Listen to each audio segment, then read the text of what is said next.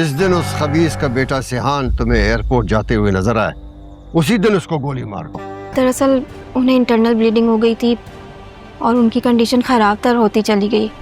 जैसे किसी ने मेरा दिल मेरे सीने से निकाल लिया।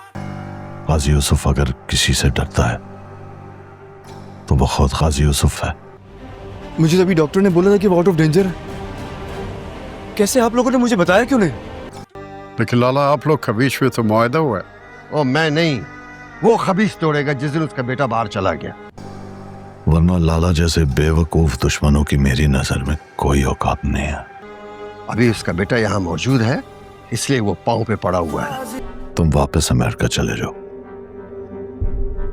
चंदा, पता है जब उसने मेरे हिस्से की गोली खाई थी ना, हमारे कारोबार में बुज़दिली का मतलब मौत होता है।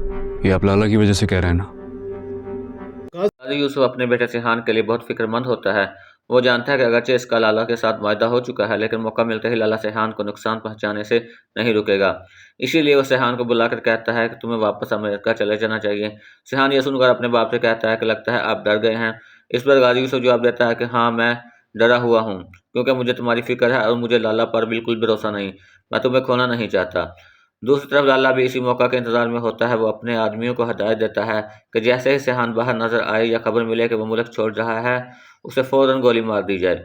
इसके आदमी याद दिलाते हैं कि आपका गाजी यूसुफ के साथ मुआहदा हो चुका है, लेकिन लाला कहता है कि गाजी यूसुफ इसी इंतजार में है कि इसका बेटा महफूज हो जाए, फिर वो हमें ख़त्म करना शुरू कर देगा। इसीलिए लाला फैसला करता है कि इससे पहले कि गाजी यूसुफ इन्हें नुकसान पहुंचाए, वह खुद ऐसा वार करेंगे कि वो कभी संभल ना सके।